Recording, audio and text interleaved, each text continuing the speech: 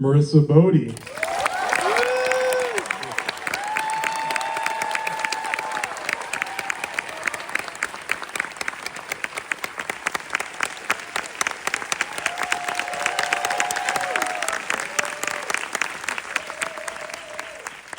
He may have his heart taken out in the movie, but he has a heart in real life. Ladies and gentlemen, he plays Bach, Ethan Slater.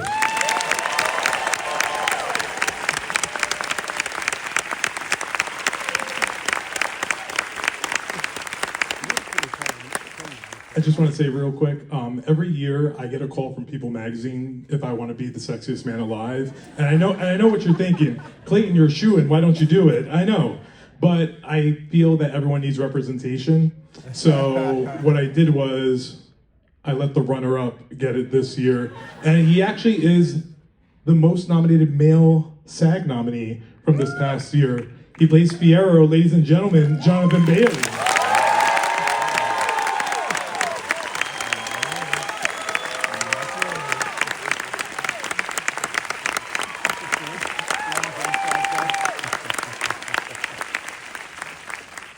Runner-up.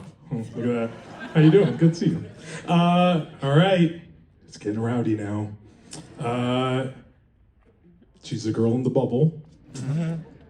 She is an Academy Award nominee, girl in the bubble. Maybe soon to be two-time Academy Award nominee in the bubble. Ladies and gentlemen, Ariana Grande.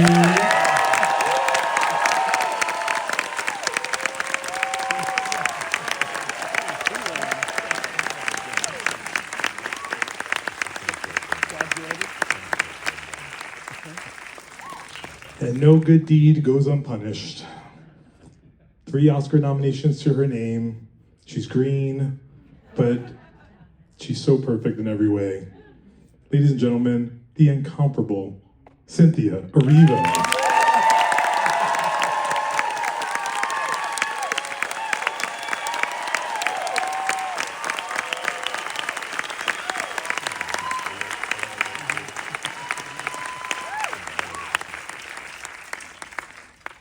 Okay, let's call this meeting to order. All right, I'm ready. Marissa, I'm gonna start with you, actually. I know, right? Yay. Nessa Rose becomes the Wicked Witch of the East. True. And True. I don't know why you did that to Bach, man, but I wanted to ask, like, how did you find this balance? Because weirdly, this movie was shot 3 years ago. Three-ish years ago. Feels so timely right now. And I wanted to know how you got into this headspace to make Nessa human, but not overtly evil. Yeah, I take a lot from my own experiences just as a disabled person, and I think there's a lot of nuance to her already just in that way. And then I also journaled a lot as Nessa. I did my best to fill in the blanks that weren't necessarily in the script. I did my best to also dissect the script and get as much of what was written about her on paper, and then take that and do with that, and then really dissect her further beyond that. And also, of course, there's a time jump between the first and the second film, so there was a lot of me figuring out where does that shift change for Nessa, where does that decision-making come from, or perhaps her coldness come from, and where does that shift exactly, where does that fester from? I think her character's desires and her motives come from a deep place of hurt, really, more than anything, and that's something that I think a lot of people and humans in general can just relate to.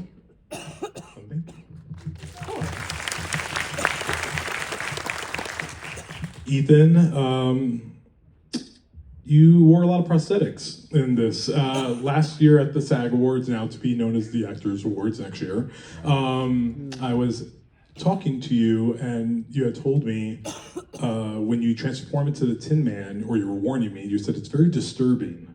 And I want to say publicly you were right. It was very disturbing. But what did that do for your character? Because Bach really goes through the ringer this time around. Yeah, I think there was this funny blessing of being in prosthetics for a character who feels trapped within himself. He doesn't feel like himself anymore. he looks at his hands and he doesn't recognize them. And I think Bach feels that way before the transformation. And then it happens to become physical. So to be in a prosthetics chair for 5 hours, and then by the end of it, I don't know, we did it in like 2.5, which was pretty great. But to be there for so long and to feel physically uncomfortable was this little gift as an actor, because that's how Bach felt in that moment. Made it a little bit easier. Also, that prosthetics team is amazing. And I mean, it was a very bizarre experience, and Johnny, I bet you felt this too, to like put on something that looked so not like me, and then I moved my face and I like lifted an eyebrow and the eyebrow lifted. It was just like, they designed something that was beautiful and metal and yet human, so that they didn't have to put my expressions in post. I could actually just act through it. And that was another little gift. Thanks, Marc Scoulier. Marc Scoulier? Yeah, Attorneys General.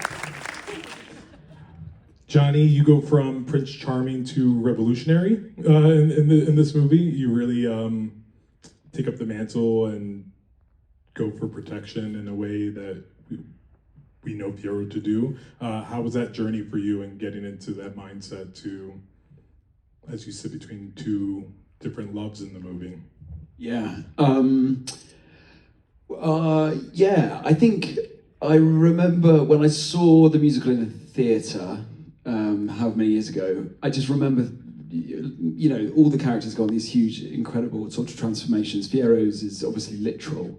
And when I met John, I think what became clear when thinking about Dancing Through Life is that if actually at the heart of that is someone who's entirely vulnerable and terrified and scared and is using all of his charisma as a defense mechanism, then what you get at the end of that is when he's awakened and he realizes that actually it is about caring and feeling, and actually even if that causes pain, it's, you know, you should really, with Fiero, I want the audience to sort of yearn for a time where it was more fun and enjoyable, seemingly. And he's a very serious character, and I didn't realize that until we really started working on it. But it's also a very fine line, and you've got a very small sort of lean space, I think, to operate within, to make sense of very brutal and real decisions. And that's what I think Wicked is all about. It's about choices and their repercussions. But what a pleasure to support both these two. So yes.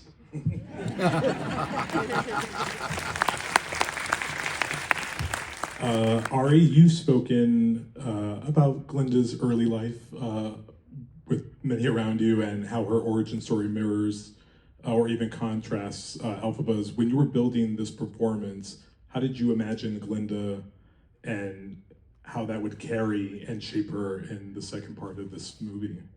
Well, I think she's deeply insecure, you know, when you really get to know her. And I think that through line is present in both of these films. So, you know, the same girl who is working for Madame Marble and the Wizard in the second film is the same girl who gave her the hat. You know, she's deeply insecure. So when she sees sort of glimpses of, oh, people will validate me or tell me I'm doing something good, she doesn't have the tools to turn that down yet. So yeah, that through line is there, and they share a loneliness, Elphaba and Glinda, and they just present themselves in very different ways. You know, I think Elphaba's literally alone in this movie for most of it, and so is Glinda. You know, she has all of these people telling her that what she's doing is important and that they love her and that she's needed, and she has so many people around her, and she's never felt more isolated and more alone. And yeah, I'm grateful that they also go a little bit into her childhood, like you said, because I think that explains their connection. From an early age, they were both told to be kind of something different, and maybe that's what they recognize in each other. It's like a curiosity of like, oh, we have a similar insecurity, we're just handling it very differently. We're both performing through something painful. And yeah, So glad that we found your temple twin out there. Scarlet Spears, isn't she wonderful? She's a cutie pie, man. Good for Yeah, her. she's wonderful. Cynthia, No Good Deed. That number. You can clap, it's fine.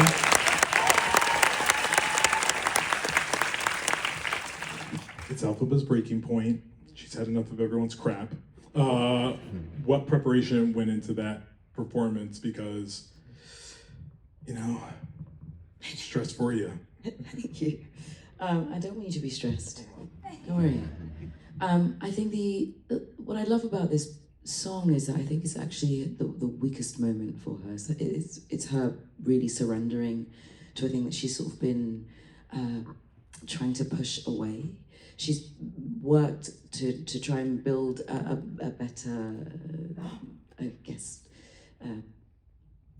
what's the word I'm looking for?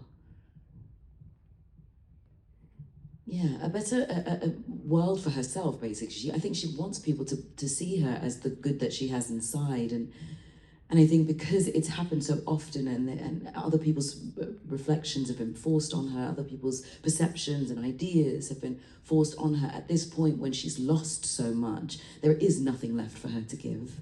There's nothing left for her to do. And so she becomes the thing that she's been fighting against this entire time. And in order to get to that song, it's both physical and mental, because a lot of the work we did stunt-wise was insane. You have to learn how to sing when you're being hoisted up 17 feet and then dropped 17 feet. You have to learn how to sing when you're singing perpendicular to a book and there's wind blowing in your face and there's no one else there. A lot of that is live and you're feeling that wind, but you're in a blue space. But when you have John M. Chu there, and you have Alice Brooks, and everyone is just helping to make sure that the atmosphere serves you in the right way, then you can give the song what it needs.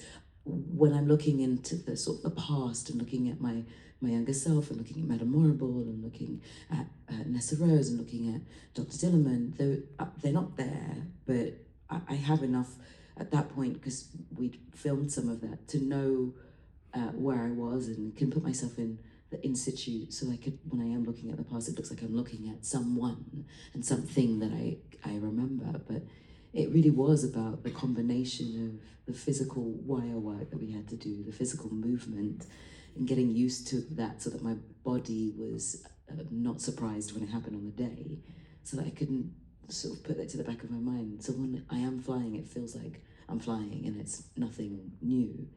That way I could sort of dive into the desperation and the hurt and the pain and the grief and the anger and the rage and the loss of it all, yeah.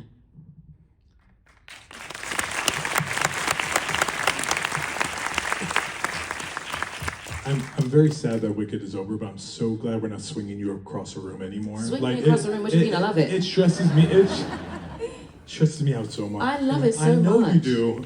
I love it. It's the most painful thing in the world, but I absolutely love it. That says more about me than it says about anyone else, I swear. But it is really, it's truly exhilarating. Once your body is used to it, once you know what's happening, part of the beauty of it is the pain that comes with it, because you know that you've worked really hard to get there. After 12, 14 hours in a harness, you're sort of like, it is what it is. But the result will be what it will be, you know? If that's what it takes in order to get a result like that, then I do it 100 times over. Yeah.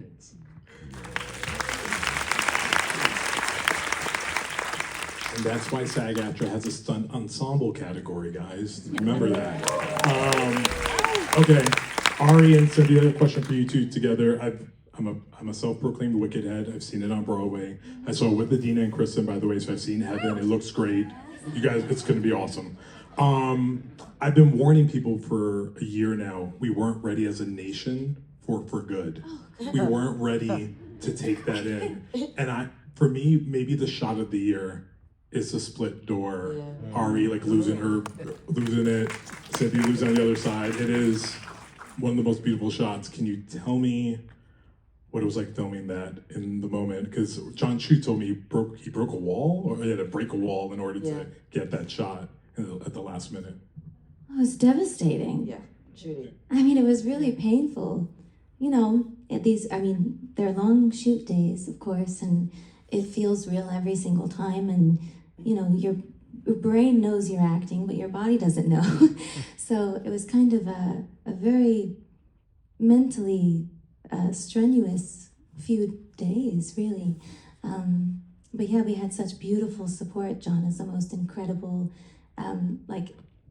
warmest energy in the entire world. And of course we had each other.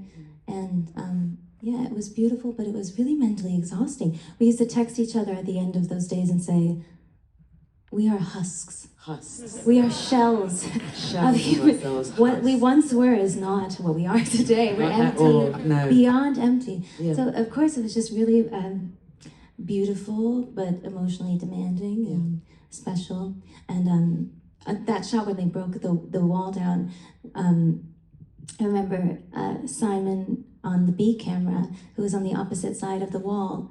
I didn't want to leave the closet in between setups while they were changing over coverage.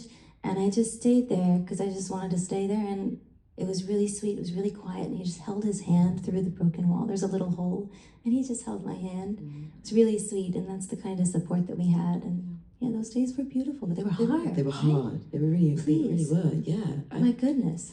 Yeah, and it's just that because it is true what she says. Your body doesn't really know that it's not real, and you know, I'm assuming that a lot of us in here understand what it is to lose someone, or for the loss to be imminent, and so the both of us really sort of dug into what that is, what that could be. It's the first time, it's the only time you hear them say "I love you" to each other, and it will be the last time, as far as they know. And so we know that, and we've had a few years now of people asking whether or not we're actually friends and whether it's real. Which, it is by real. the way, why would you ever Why? ask that? What? Why, Lord, why? It's real. It is real. It has been real. It has been real for years at this point. And so when you're looking at your friend and you know that, I don't know why you're laughing here. This is friendship. Yeah. It's real. Get comfortable with love. Also, know? with grief and with loss, Yeah. it's like we often don't have the opportunity To show it. to say goodbye and Yeah. I love you and I forgive you. And yeah, there were times when I was shitty and I'm so sorry, but Yeah. I loved you every second of it, even when it was not, when my shadow self was coming to the, the like, surface, yeah. you don't get that opportunity with loss. Sometimes it's unexpected, sometimes it's quick and tragic, and it's just a beautiful exchange. It's a moment for them to just really to stop. Like everything stops around them, and they can lock in for the last time and just say, I love you, and this was insane. This thing that we went through, but that will never change. And that came about because of a rehearsal that we did. That wasn't written in. We did a rehearsal for the song, and John didn't call cut. He didn't stop the rehearsal, so we just went on. Just what else would happen afterwards? And Doors and I love you. yeah, the door and I love you was in the rehearsal, and he just kept it. And neither one of us could see each other on the other side of the door, because obviously we had rehearsed that door because there was none in rehearsal. So when we get to the set and there's a door, us breaking down, we had no idea that the other was breaking down in the same way. That's true. That was just what he caught on the day. Yeah. So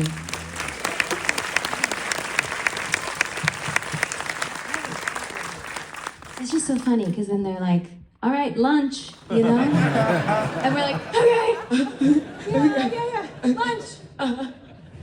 It's bizarre what we do. Really think about it. yeah. It's Anyway. Yeah. Johnny, they ask the same thing about you and I all the time. If we're really friends, and it's like the same thing, the same dynamic. It's crazy. Where are we going tonight, Chloe? It's nuts, man. Actually, I wanted to ask Johnny. I do want to ask you a question. Your duet with Cynthia. It's a very big, very big number in the show. Very big number in the movie. No door needed for you guys, but talk about getting ready to. You'd break through that door straight away. Completely. No doors for us. Am I the door? Now and then. Hinged. What was the question? I forgot now. Blushing. Doing your duet with Cynthia. How did you prepare for that? Did you guys talk a lot about where it would be and getting prepared for that? Yeah, we did talk. It's funny, I remember I was listening to that on the Lime bike when I was driving to meet John Chu to chat. You know, this is now probably 3 years ago, before being invited to play the part. And I was obsessed with that duet. I think it's such a knockout. It's also entirely nostalgic to the sort of 90s power duets that I grew up with. But the way that, I guess with John and Cynthia, it was about working out how, when told in this cinematic way, it's the discovery of each other. Yeah. That there isn't much time to explore with Fiero, actually, but it has to make sense. And it's funny when you're talking about you two responding to each other through a door, and there is this sort of animal chemistry between you both. I think that when you're in a room, you can sort of feel it, and coming in to support it, I could feel it as well. And I think that Fiero and Elphaba have an animal pull as well.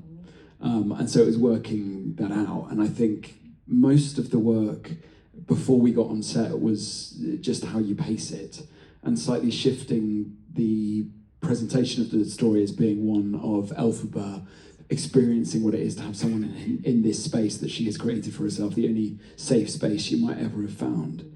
And for him to discover the detail. It was funny for me as Johnny, because I was discovering the detail of Cynthia's work, but also Fiero's, seeing her beautiful brain and her, being in her presence and being welcomed in, I think is one of his greatest honours. And it was about a security and, excuse the pun, looking for the green light with each other constantly. And it was, they are so good at communicating. Yeah. Even it's non-verbal, but from the moment they meet, it's like, I've got you, I see you, what does this mean? And that's what that arc is. And so it was a brilliant decision, I think, that we discovered in a rehearsal in a big aircraft hangar somewhere. Yeah, I remember that conversation we had about, like, how does it even begin? They come into this space that she's been living in, this lair, I like to call it, and the decision to take off the cape, because no one else has touched that cape. It's hers. It's sort of like a battle uniform. It's like protect. I touched it. You put it on first. Put it on. You put it on first. But Hello the second now. time, but the new one, like, she hates this. All right. Listen, I've touched the cake. you've got a bigger All right, part go of my on, heart. go on, Just go on. there, I understand. okay? I understand. You did it first. I get it. You invented it. Let's not forget You that. gave it. I would never. I did it first. I touched it. You did it first. You touched it first. All right, go on. Okay. Beautiful point. The is being new made. version. I don't want to interrupt. The new Go ahead. version. It's a beautiful. Just the new version that she's Yeah, the new fighting one, with. the gorgeous one. The new one. The new, That's like, the only couture one. You haven't done that one. Where did she get her clothes? They're gorgeous. We're asking where she got it, and she's green. Incredible. The lady is green and has magic. You don't mind. It doesn't matter. But All right, go on. touch go it on. first. Beautiful, First. gorgeous new couture coat. New Only he's yeah, touched it. yeah. Only he's touched it. Okay, the gist of this one. Okay, this is what. Do you see? It's real. Fiero's All right. Go ahead. So we sort of decided, like, what is the thing that allows her to feel safe? What is the thing that she is allowing to let Fiero know that I feel safe and I want you in my space? And it's when you take off that cape. It was because no one has taken that from her, and you gave it to me. You didn't take it from me. For Fiero to take off the cape, it's just like a moment to reset the way she connects with another person, and it's the only other person that she connects with really in this piece. In that space, I think what I love about this moment for them is that it sort of tosses up the idea of what beauty is and what desire can be and who can desire who, and all of those questions sort of get tossed in the air for them, and they have to find each other through it, really. Yeah. Do you see what you do, Johnny? You're making them fight right now. Thank you. Last year, I interviewed you both last year, and I said, you have given a new generation, Elphaba and Glinda, like you will belong to a generation of wicked heads that are going to know Glinda and Elphaba as you two have played them. And this feels like the beginning of the farewell tour right now, which is a little sad because it's been a really fun 2 years with watching you guys just hang out and be a family and fight over Johnny and stuff like that. That has been a really enjoyable part. But I want you to share with us what this experience really has meant to both of you, filming Wicked, being Elphaba, being Glinda, and possibly changing the whole trajectory of your lives and careers. Little question, that's it. Yeah. Small, tiny. I don't know where to start, really. I mean, you mentioned farewell tour. If we've learned anything from Cher, we can count on there always being another farewell tour. So I don't think anyone's going anywhere. But no. Was that a confirmation of Wicked 3 just now? I just want to make sure. Wicked Good Oh God, is what have coming we in? done? All right, you're good, all right. No, I don't know. But I just think, I mean, first of all, I know that there's a great piece that's, coming along with this coming out. I think there's a piece that's felt because people will finally get to know the full truth of these women. For me particularly, I feel really relieved that people finally will get to see and know and love Glinda the way that I had to play her, That feels like a big relief. But first of all, no one's going anywhere. We're not saying goodbye to anything. These characters will be a part of our hearts always. They've changed our lives irrevocably and permanently, and I'm so grateful for that. It makes me really emotional when I'll see a little kid and they'll say, Glinda, that's gonna be the rest of our lives. I get choked up saying it, but I think I will miss this particular work. Like the work that we were able to do together was really special and really challenging in the most delicious ways. And with this particular group of creative people, with this incredible cast, with this incredible director, and every single person involved had the purest of hearts. Like, it was just such a gift, a once in a lifetime thing to be able to do this with not only people who are the best at their craft and who are so thoughtful about their craft in this project, but also just the warmest people in the world. Like, I know that won't ever happen again in this exact way, so I'll miss that a lot. But yeah, the list is long about how Glinda has changed me. I think I learned things about myself that I wasn't ready to look at until I had to perform them through her. Yeah. Fuck yeah. Whoever that was. Mood, yeah, same. Yeah. It's a doozy. But no, I think on a personal level and as an artist who really loves just making things, I think that spark of connection to my craft was also pretty disconnected for a little while. And I think that, I felt like safe. Oh, I didn't expect to go here tonight. I'm so sorry. So sorry, but yeah, it really felt like safe again to fall in love with creating. And like maybe I was being seen for the first time. And yeah. And also, I'm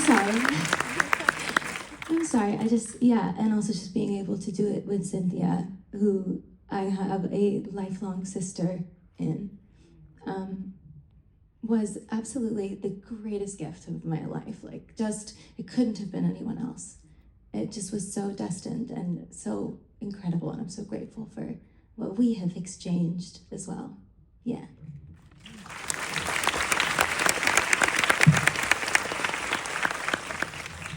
This tiny question, you got to close it out. Such a small question. I was thinking a while ago, I thought to myself, I don't know that little Cynthia knew that this would ever happen to her. I think I was one of those kids that like dreamed a lot and had big aspirations. I'm a Capricorn, so I work really hard, and I want to do like good work, and I'm determined and all those good things. But there's always a small part of you that thinks that will never happen to me. That thing that I really, really want, I wish with all my heart, it's never going to happen. And then it happened. And not only did it happen with a director who became a brother, a partner who became a sister, and a cast full of wonderful, extraordinary people who were brave enough to dig into themselves to find out a little more about who they were to inform the characters that they were playing.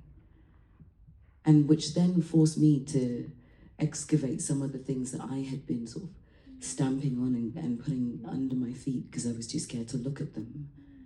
Too scared to look at what it is when people put their ideas and perceptions on you. Too scared to look at what beauty is when seen through the eyes of those who don't think that you're beautiful. Too scared to look at what it is to be alone. Too scared to think about what it is to lose people that you love. Too scared to love. And I got all of that from being in this film, which I'm desperately grateful for. When I first heard this music, I was 20 years old. And for the 3 years that I was in drama school, when I was singing this music, I've searched for a place to keep me feeling safe, and that music was this. I had not seen the musical. I saw it when I was 25 and took myself for a single date for my birthday. And that place that made me feel safe, I ended up being in. Now that's great, but what's even more wonderful is the fact that there are other people who have seen themselves in this movie, in that character, and also now see themselves and feel safe. That, for me, is the pinnacle of what I could ever wish for from any piece of work I have ever done. And I am so glad that in order to do it, I had to look into the eyes of this person beside me. And we have come through some shit. We have come through some stuff in our lives, in our daily workings. I mean, fuck, even this last week, let's be honest. For fuck's sakes, we've had to really deal with some stuff. And this movie has allowed us to really grow as people, as friends, as sisters, as artists, as actresses, beyond the dresses and the makeup. Really good heart work. That is the thing that is special about this piece. And I'll miss being in this group of people this constantly. Because you don't get a group of people this close often on a set. You don't earn family like this often. And we have. What a fucking lucky thing to be a part of.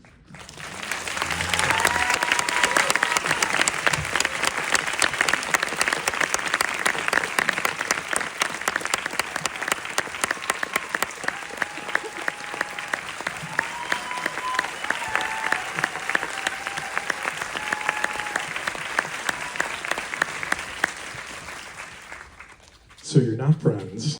But first of all, no one's going anywhere. We're not saying goodbye to anything. These characters will be a part of our hearts always. You know, they've changed our lives irrevocably and permanently, and I'm so grateful for that. You know, it makes me really emotional when I'll see a little kid and they'll say, Glinda. You know, that's going to be the rest of our lives. I get choked up saying it, but you know, I think I will miss this particular work. Like the work that we were able to do together was really special and really challenging in the most delicious ways. And with this particular group of creative people, with this incredible cast, with this incredible director, and every single person involved had the purest of hearts. Like, it was just such a gift, a once in a lifetime thing to be able to do this with not only people who are the best at their craft and who are so thoughtful about their craft in this project, but also just the warmest people in the world. Like, I know that that won't ever happen again in this exact way, so I'll miss that a lot. But yeah, the list is long about how Glinda has changed me. I think I learned things about myself that I wasn't ready to look at until I had to perform them through her. Yeah. Fuck yeah. Whoever that was. Mood, yeah, same. Yeah. It's a doozy. But no, I think on a personal level and as an artist who really loves just making things, I think that that spark of connection to my craft was also pretty disconnected for a little while. And I think that, yeah, I felt like safe. Oh, I didn't expect to go here tonight. I'm so sorry. So sorry, but yeah, it really felt like safe again to fall in love with creating. And like maybe I was being seen for the first time. And yeah. And also, I'm sorry, and also just being able to do it with Cynthia, who I have a lifelong sister in, was absolutely the greatest gift of my life. Like, just, it couldn't have been anyone else. It just was so destined and so incredible, and I'm so grateful for what we have exchanged as well. Yeah.